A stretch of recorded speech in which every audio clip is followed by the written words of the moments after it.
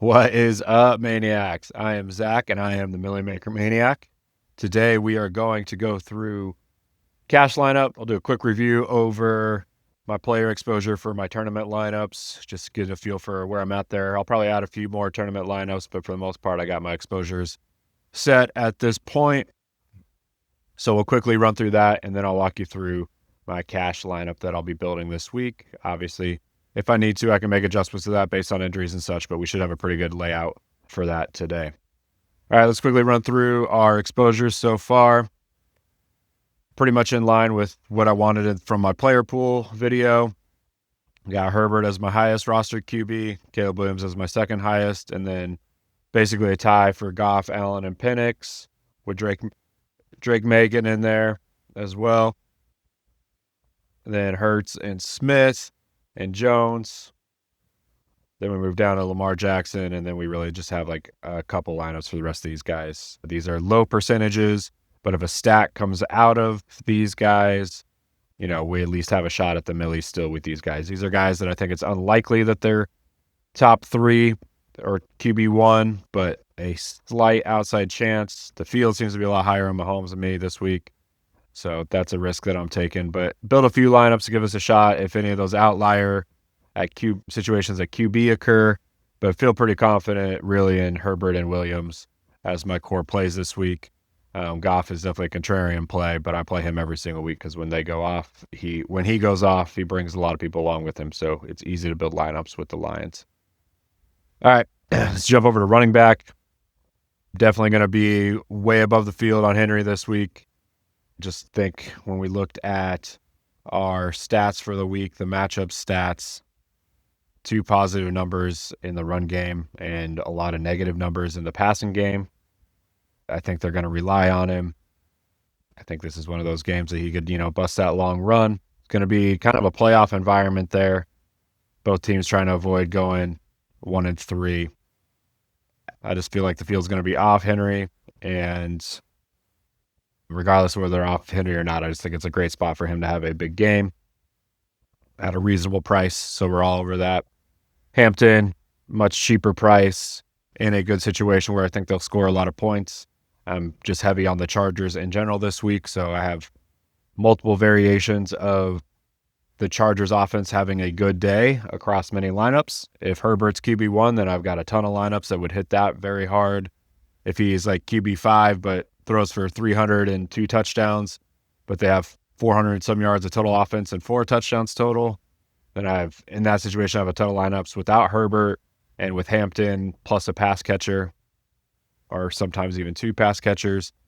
So really heavy on the Chargers this week. If the Chargers have a good week, I will have a good week. James Cook, great matchup. Just hope he gets to play the whole game. We'll see how the complexion of that game goes. But they're 16-point favorites. To get to that 16-point gap, they're going to have to score points early if they're going to cover. So their team implied total is 31. Even if the guys don't play in the second half that much, somebody's going to have a big game in order to get them that big lead. And I think Cook is that guy. Genty, pretty low owns. I'm going to be way above the field on him, but he's just too talented a runner. The offensive line has been trash, but I think this is a get better week for their offense against the Bears defense.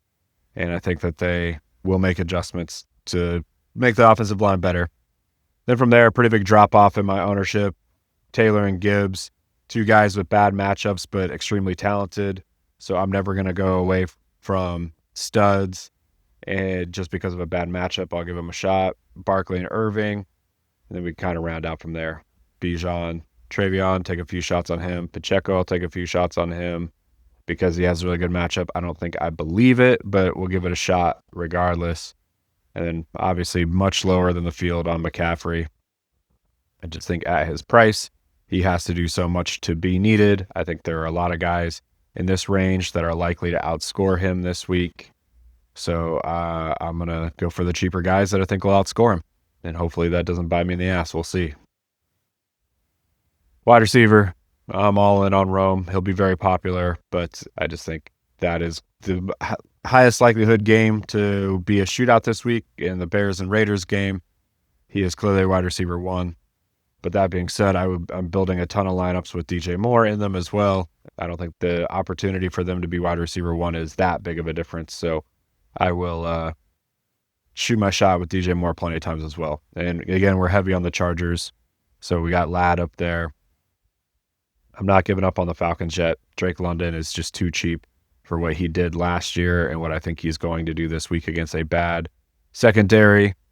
Same thing goes for Mooney. I think Mooney could definitely be this week's Trey Tucker. So not giving up on Atlanta after a bad week. If they go off, they'll definitely have a lot of lineups that I'll be way ahead of the field on because there's not going to be a lot of people playing Falcons this week. Got plenty of Puka in there. He'll be chalk as well, but I think he is wide receiver one in the league this year and has a good chance of being that this week. But you can see really a lot of receivers from games that I'm attacking with quarterbacks, Raiders, Lions, Colts. So here, just mixing in kind of my random QB lineups with the stacks there, but really my core plays are all up here. And like the mixture of players we have here. If the Bears, Chargers, Falcons, Rams, Raiders have good games this week in the receiving room, we will have a big week. Tight end, Tyler Warren is our heavy lean, Hunter Henry being our second, and then the rest of the guys are pretty much stacked with our quarterbacks. We got Gadsden in there. Obviously, we're playing a lot of Chargers, but he's at 2,600, and he had 7 targets last week. So not going to ignore that. Going to mix that in at 2,600, especially if I'm heavy on the Chargers. He's one of those sneaky guys that, the Chargers are going to have a big week, and if he has 2 touchdowns, a ton of people are going to miss that. I don't want to miss that. I think there's an outside chance of him having a top 5 tight end week, so we'll see how that plays. And at defense, dear God, I hope defense doesn't ruin me this week. But we're heavy on the Titans against that awful offensive line in Houston. The lowest game total of the week. Just hoping for a game that's ugly and a lot of turnovers.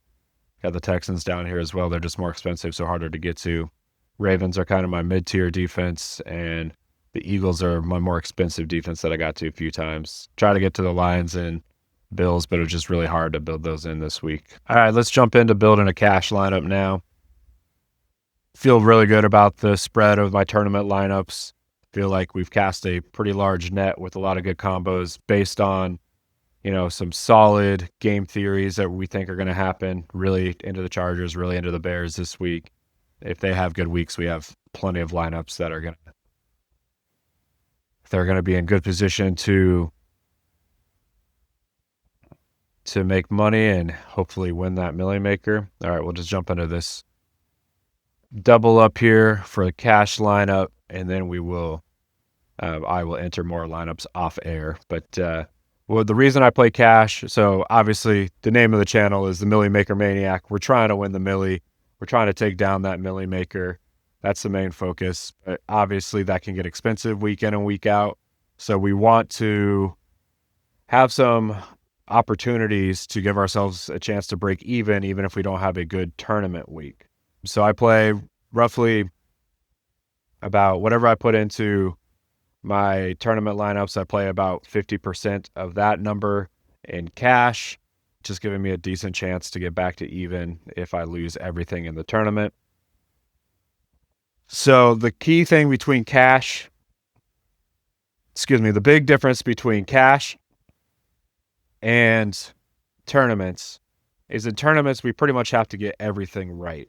So that's why we really lean into stacks, because if a QB goes off, then we know that, we could probably bring 2 or 3 guys along with them. If an offense goes off, there's probably 2 or 3 guys on that offense that are top 10 at their position. But those lineups, if we miss on the stack, they're dead, right? Like I'm building each week, honestly, like even in my best case scenario, like if Justin Herbert is QB1, then pretty much 80% of my lineups this week are going to be dead, even though that was like the play that I'm looking for. That's just the reality of how it works. So I want to give myself multiple chances at that outcome, but it's so hard to predict who QB1 is. So I want to spread that across and give myself multiple shots at hitting that. while still being in line with my thought process of which offenses are going to go off that week. But in cash, we don't want to put all of our eggs in one basket. We can have misses in our cash lineup. We cannot have those in our tournament lineups. So cash, I don't like stacking. I might do one stack like in the cash lineup we're going to do today. I'm going to go with Caleb Williams and I'm going to go with Rome Odunze. That's going to be the singular stack that I have. The rest of it is just going to be best plays that have low floors with upside. That's really what I'm looking for. I'm looking for people with low floors. So if they have their bad case outcome, they still don't destroy my lineup. But if they have their up case lineup or their ceiling case for that week, then that can take my lineup over the cash line. So that's really what we're working at. Another thing with cash is you want to lean into the chalk when you know that there's some people are going to be highly rostered. That's okay. If 70% of the field has that person, go ahead and just go with that person. If they go off and you don't have them, you're completely screwed. If they don't go off and you have them, it doesn't matter. Pretty much everybody else did. So you're still just playing with the rest of your lineup. So just go ahead and try to get it down to where really it's like 3 or 4 spots in your lineup are really going to be the difference on whether or not you're going to win that week.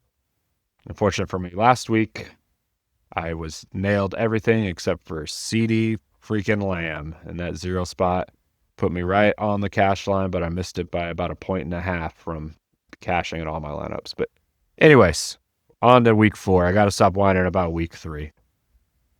My running backs here, they're not going to be as chalk as I would normally like to have in this scenario, but I just believe in Derrick Henry this week a lot more than the field does. 7,200, he's very solid. He does have some dud games. That's kind of a thing you want to avoid in cash, but I just feel really good about his value this week and him bouncing back more towards that 33 and not that 2. But yeah, they got a good advantage in the run game this week against the Chiefs. James Cook, he will be more chalky. And Marion Hampton, he will be chalky as well. So defense, I think I'm just going to go ahead and put the Titans in there. We'll go ahead and put our go-to guy of the week in Warren in there. I just believe he has the best chance to be in QB1. Leaves us 5,400 each at receiver.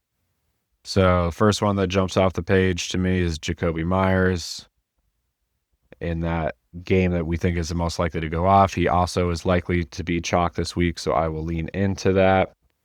At 5,400, I would be choosing between Devontae Smith and Keenan Allen. I think Keenan Allen has the lower floor and honestly probably more upside this week. So we will go Keenan Allen. That does give us a little mini stack of the Chargers, but we're heavy on the Chargers this week. I'm okay with that. So here it is. Caleb Williams, going to be one of the highest rostered quarterbacks, but I think he's likely to be a top 5 QB this week. Derrick Henry, we're really kind of relying on Derrick Henry to get us into the cash lineup this week. If he is a dud, we're probably hosed, but if he's a hero, we are probably good to go. So yeah, I'm willing to make that bet that Derrick Henry will be the guy this week. James Cook will be chalk, but a good spot. Think he'll have a good week. Odunze, I love. Myers is in a great matchup as well. Low floor, always getting targets. Like that 9-3 is really like the low end of what he's going to do every week. Yeah, 10 and 12. Last week he only had 4 targets. He's going to have a lot more targets this week. So yeah. Keenan Allen, see he's had 17 plus points every week, getting in that 10 target range every week. Don't see why that would change in a positive matchup against the Giants. Their secondary is trash. Tyler Warren hasn't had a breakout game yet, but I think it is this week. 9.75. He's going to get more targets this week. He'll be more in that 7 and 9 range. And Marion Hampton, now without Najee Harris there, he is the dude. And last week when he had to be the dude, he was the dude. At 5,900, we just can't pass it up. Can't pass up a guy that's going to get 15 to 20 touches in a positive matchup where I think they're likely to score around 30 points. I want that running back in my lineup. And the Titans, Houston's offensive line is just trash. I will basically take defenses against Houston all year long. All right, my friends, there it is. That's my cash lineup for the week. Good luck this weekend. I will give you updates if we have a big win on Sunday night. If it's a mediocre week, you'll just see me on Monday with the week 4 recap. Feel free to reach out to me at Milly Maker Maniac at gmail.com. I'm happy to share my spreadsheets with you as well as answer any questions you have.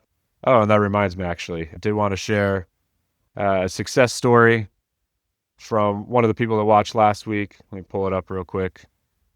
We had a listener last week jump in and send me an email saying that he watched my content, hadn't really won anything in DFS yet, but he watched my player pool video and pulled a lot of the guys off of there and bought into the theory of stacking. And he had the sexy stack of Drake May and Hunter Henry here.